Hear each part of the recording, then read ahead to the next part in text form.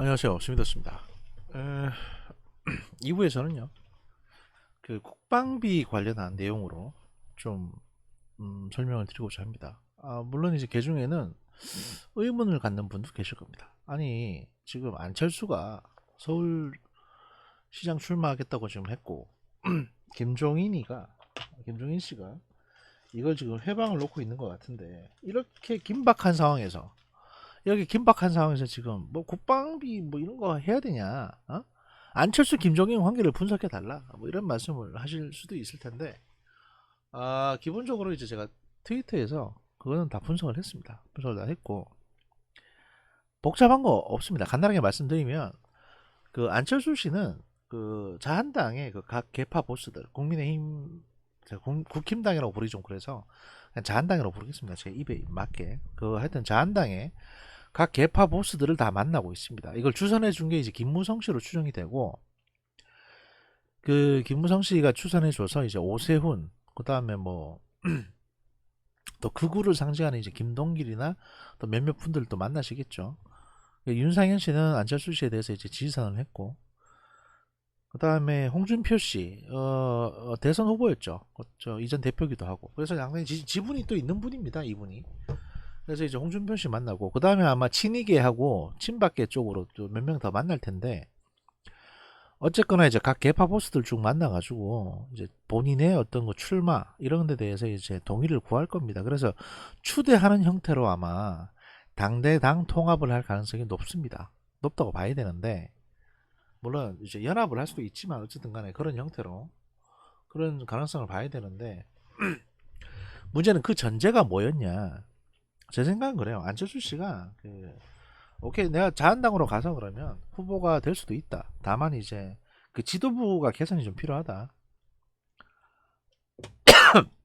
그러니까 지도부의 어떤 권한 또는 그 지분을 달라는 거죠. 그리고 그러니까 당 대 당으로 당당하게 합치자라는 얘기를 하셨던 것 같아요. 근데 사실 이제 뭐 국민의 당이 그 뭡니까 저기 그렇게 이제 국민의 힘당하고 합치게 되면 통합국민당 뭐 이렇게 해도 되지 않습니까? 됩니다. 통합국민당 이름 좋잖아요. 어차피 둘 다 국민당이니까. 근데 말이죠. 근데 이제 그 전제가 뭐였냐? 김종인 씨 쫓아내자라는 거였습니다. 김종인 씨가 지금 무슨 생각을 하고 있느냐면은 본인이 대통령 후보로 출마를 하려고 고민을 하시는 것 같아요. 제가 보기에는. 근데 이게 이기든 지든 그건 상관없어요. 본인은 이긴다고 생각하겠지만 이기든 지든 이건 상관없고 본인 인생에 있어. 지금 나이가 80이거든요. 본인 인생에 있어가지고 한번 장렬하게 부딪혀서 어? 이기든 지든 한번 승부를 보고 싶다. 이런 생각을 하고 계시는 것 같습니다. 김종인 씨가. 근데 그거는 말이죠. 그냥 본인 개인 인생이고 이건 지금 보수 정치 전체가 다 달려있는 부분입니다. 민주당의 저 폭주를 막으려면 보수 정치 전체가 단결을 해야 되는데 김종인 씨 하나의 개인적인 욕심 때문에 그 단결 자체가 엉망이 될 수 있죠. 김종인 씨는 제가 알기로는 지금까지 자기 자신만을 위해서 살아온 사람입니다. 무슨 경제 민주화를 하고 저 양반이 무슨 뭘 했습니까 솔직히 지금까지. 맨날 무슨 내가 다 늙어서 뭐 무슨 욕심이 있겠냐 이딴 소리 하시지만 그 얘기 하고 나서 얼마 안 있다가 자기 그 비례 공천 올리고 국회의원으로 민주당에 있을 때 그래 쫓겨났잖아요. 결국은. 여기 와서도 지금 그러고 있습니다. 그야말로 이제 스페어 타이어 펑크가 나서 잠깐 스페어 타이어 끼워 놓은 게 김종인이라는 사람인데, 이 사람이 지금 자기가 스페어 타이어라는 자각을 못 하고 있어요. 하루빨리 갈아치워야 됩니다. 그래서 이제 아마 전당대회를 통해 가지고 김종인 씨를 퇴진시키는 이런 거에 합의가 된 것 같고, 안철수의 지지율이 높으니까 이걸 여론을 이제 바탕으로 삼아 가지고 이렇게 밀어붙이려고 하는 것 같습니다. 안철수 씨 입장에서도 사실은 서울시장 하려고 지금 이 난리 치겠습니까? 솔직히 까놓고 얘기해서 대통령 후보 하려고 하는 거지. 그러니까 차기 대선은 지금 상황이 어떻게 되냐면 어쨌든 간에 지금 민주당은 이재명으로 할 수밖에 없어요. 지금 지지율이 나오는 게 이재명밖에 없으니까. 그리고 이해찬 씨나 이런 친문 그룹도 뭐 대부분 친문이라고 주장하는 무슨 그러니까 극렬한 문재인 빠들 말고 그냥 자기들이 친문이라고 주장하면서 이제 자기들 개인 정치하고 싶어하는 이런 사람들은 대부분 뭐 좀 모자라긴 하지만 이재명밖에 대안이 없지 않냐라고 지금 생각을 하고 있는 것 같습니다. 이재명마저 없어진다고 하면 민주당은 그야말로 후계자가 없는 정당이 돼버리니까. 반면 이제 자한당 같은 경우도 딱히 없어요. 거기에 맞대응할 만한 사람이. 윤석열 씨는 쳐다보지 마십시오. 저분은 정치할 사람 아닙니다. 그리고 정치를 해서 예를 들어서 대통령 선거에 출마한다 칩시다. 그러면 표를 얼마나 받을 수 있을 것 같습니까? 아직까지는 검증이 안 된 분입니다. 그러니까 수사 범죄 수사는 잘하겠지만 그 대통령의 일이라는 게 범죄 수사만 잘해서 되는 일은 아니거든요. 그러니까 저 뭐 정치하실 생각은 없는 거고, 홍정욱 씨 같은 경우에는 아직은 젊어요. 그러니까 서울시장이나 뭐 이런 것도 좀 해보고 그 다음에 뭐 대통령에 도전하면 가능성이 있겠죠. 지금 사실 제가 이전부터 쭉 안철수 씨에 대해서 말씀드렸는데 호불호를 떠나가지고 우리나라 국민들은 그 브랜드를 굉장히 좋아합니다. 브랜드. 그러니까 내가 검증된 사람을 되게 좋아해요. 문재인 해봤는데 안 되겠더라. 그러면 그 다음 나 누가 찍냐? 뭐 안철수 유명하니까 안철수 찍지. 진짜 이렇게 됩니다. 진짜. 왜냐면 대통령 후보에 보십시오. 올라왔다고 칩시다. 그러면 기호 1번 이재명, 기호 2번 안철수, 또 뭐 지금 3당이 누구냐?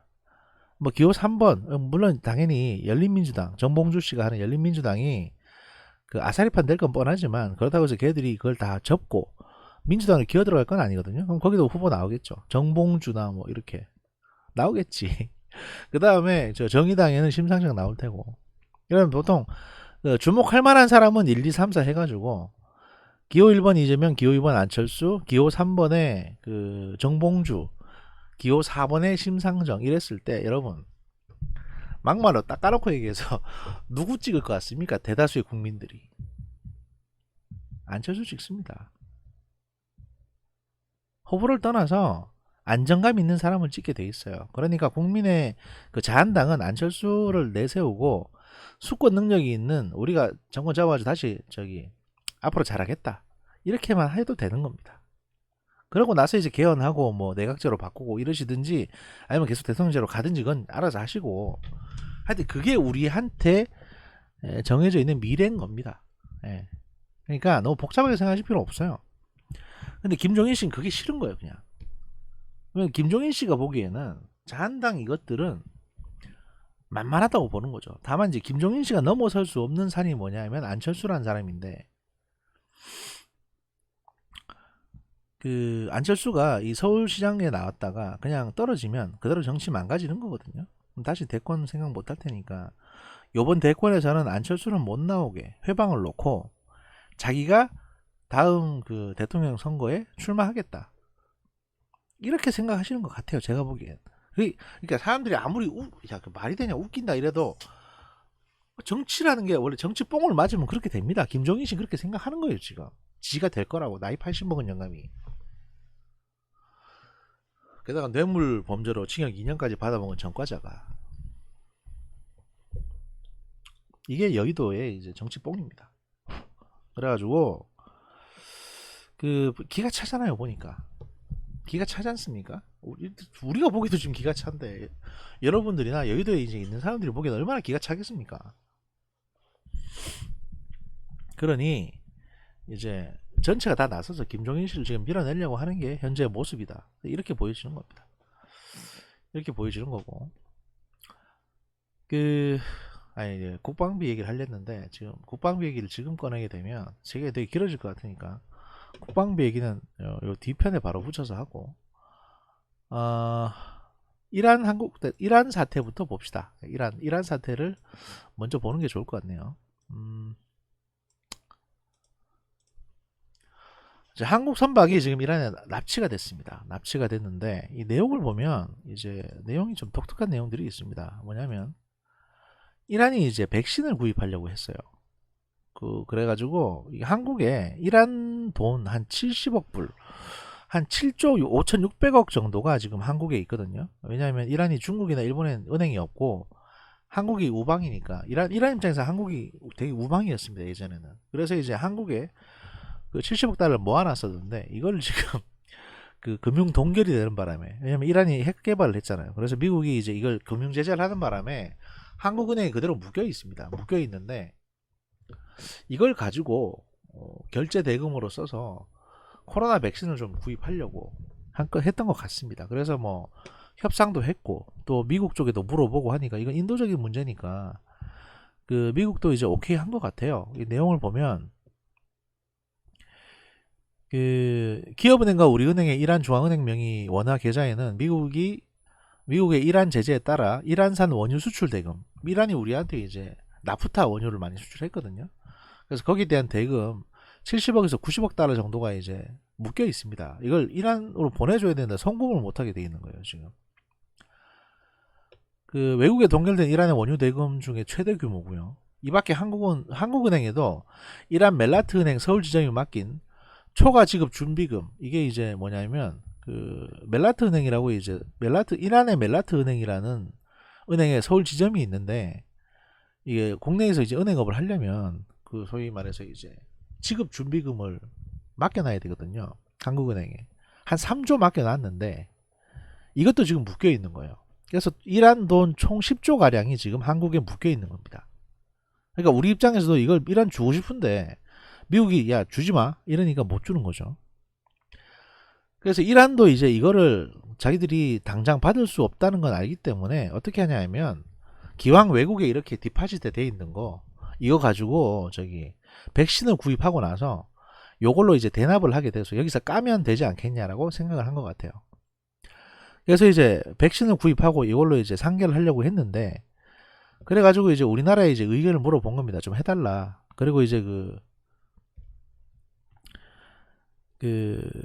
한국이 이제 미국하고도 협상 좀 해달라고 해가지고 우리가 협상을 해줬답니다. 그래서 뭐 인도적인 걸 되게 중시하는 대한민국 정부가 미국 쪽에 이제 이란이 이렇게 요청하는데 어떻게 했으면 좋겠습니까? 라고 하니까 그 미국 재무부가 오케이 했대요. 아 그래 뭐 이건 인도적인 분야니까 백신 구입하는 데 있어가지고 한국에 있는 이란 자금으로 대신 결제하는 거에 대해서 미국은 오케이 하겠다 라고 했는데 문제는 그 이란 정부가 미국을 못 믿는 거예요. 그래서 이제 이게 예를 들어서 이게 원화로 지금 7조 얼마 한국 돈으로 돼 있으니까 이거를 달러로 바꿔가지고 미국 은행으로 들어가게 되면 이거 바로 그냥 미국이 압류 처리하는 거 아니냐. 지들이 좀 물어봐 달라고 그래놓고선 이렇게 이제 압류 처리하는 거 아니냐 그러면서 못 믿겠다 이래가지고 지금 스톱되어 있는 상태입니다.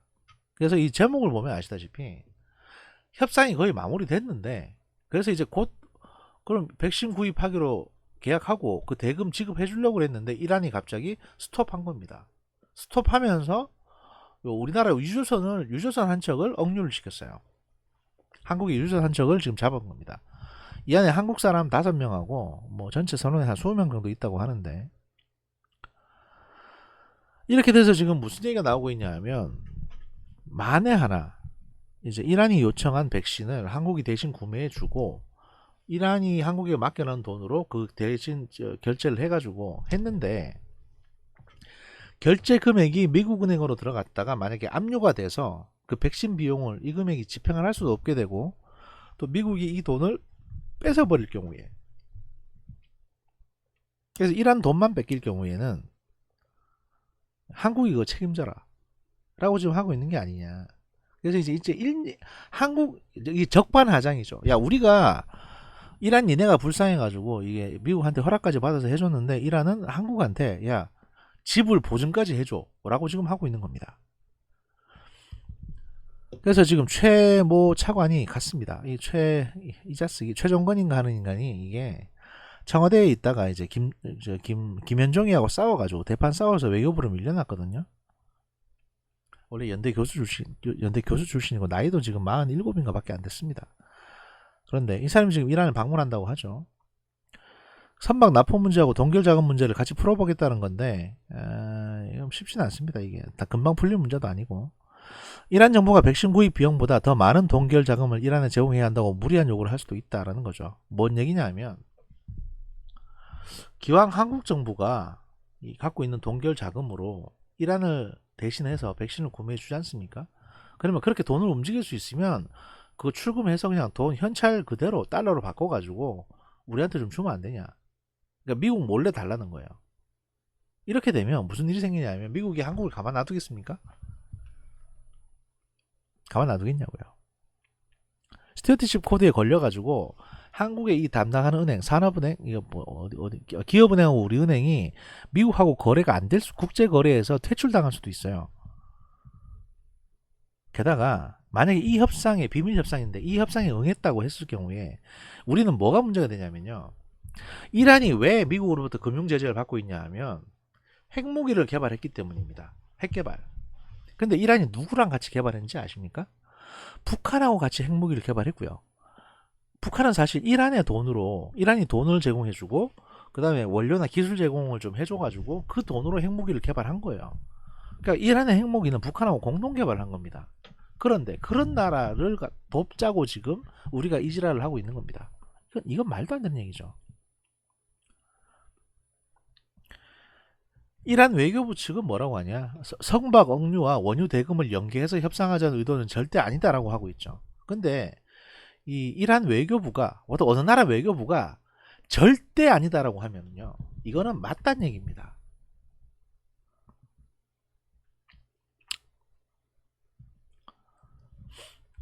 그래서 여기 내용 보면 나옵니다.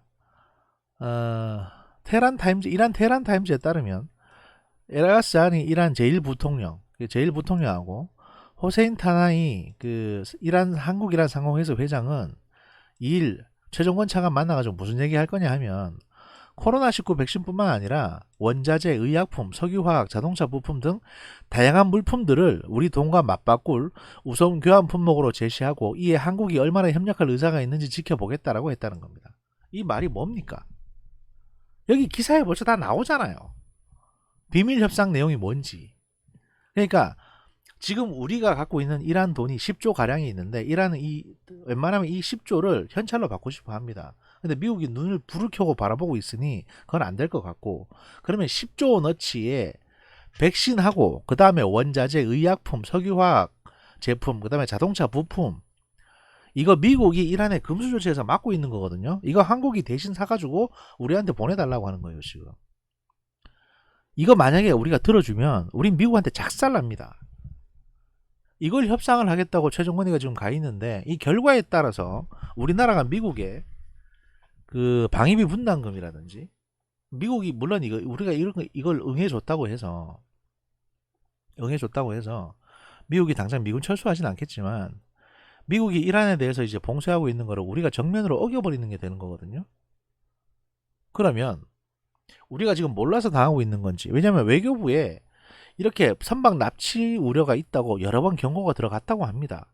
그럼에도 불구하고 선박이 납치가 됐고 외교부가 지금 이렇게 움직이고 있잖아요. 그럼 이건 뭘 얘기하는 거겠습니까? 미국이 무슨 얘기를 할 수 있을까요? 이렇게 되면 야 니네 이란하고 짜고 이러는 거 아니야? 이런 얘기도 가능하죠. 그러니까 한국 외교부가 이란 외교부하고 지금 짜고 이 돈을 이란한테 주기 위해서 미국을 속이고 니네 지금 이러는 거 아니냐라고 충분히 의심할 수도 있는 겁니다. 심지어 북한하고 핵 개발하다가 지금 국제적으로 경제 제재 받고 있는 이란하고 말입니다. 이건 단순히 쉽게 보고 넘어갈 일이 아닙니다. 까딱 잘못했다가는 미국한테 덜미 잡힌 일이에요. 그리고 북한을 도와주는 이란을 도와주는 겁니다. 이 문제에 대해 좀 더 관심을 가지고 지켜보실 필요가 있습니다. 우리나라 외교가 엉망진창인데 사실은 지금 더 엉망진창인 일을 지금 하고 있는 거거든요. 그런데 문제는 이 최종건이라는 사람이 문제입니다. 왜냐하면 최종건이 지금 가서 이거 하고 있잖아요. 근데 최종건 같은 경우에 전력이 있습니다. 전과가 있는데 뭐냐, 물론 이제 거기 생각이 제가 동의하는 부분이긴 한데 미국을 무시하고 개성공단 열자고 했던 사람이에요. 최종건은. 야, 미국 의상은 뭐가 중요하냐, 개성공단 열어서 북한하고 직접 대화하자라고 했던 사람이에요.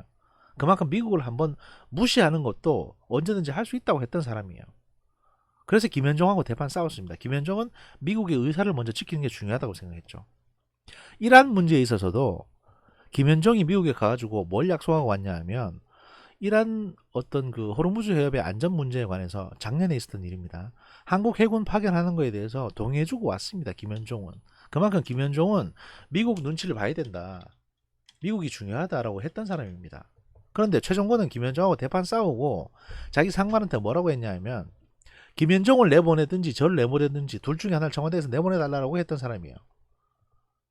심지어 이 최차관은 김현종보다 나이도 어리고 직급도 어리거든요. 근데도 그렇게 내질렀던 사람입니다. 그러면 이 이란 문제에 있어서도 지금 김현종하고는 정반대의 지금 어떤 위치에서 일을 하고 있는 게 지금 최정권입니다. 그러면 미국이 보기에 야, 저 새끼 김현종하고는 전혀 맨날 티격태격 하던데 저거 지금 김현종이가 하고 있는 정책에 반대되는 정책으로 하겠다고 이란하고 짜고 지금 저러는 거 아니냐라고 볼 수 있는 거죠. 그래서 김현종한테 야 봐라 내가 이란 문제 해결했다는 식으로 하려고 이란하고 짜고 저러는 거 아니야? 라고 볼 수 있는 겁니다. 이렇게 되면 한 개인의 어떤 싸움 때문에 옛날에 고구려도 그랬죠. 연남생하고 연남건하고 둘이 싸우다가 성문 열어주고 고구려 망했지 않습니까? 지금 딱 그 짝이 지금 나고 있는 것처럼 보이는 겁니다. 대통령은 사실 이 문제에 대해서 큰 관심도 없는 것 같고 강경화는 아무것도 모르고 있는 것 같고 이거 까딱 잘못하면 외교 참사 일어날 수 있는 부분입니다. 이 문제에 좀 더 여러분들이 관심을 더 주셨으면 좋겠습니다. 3부에서 뵙겠습니다.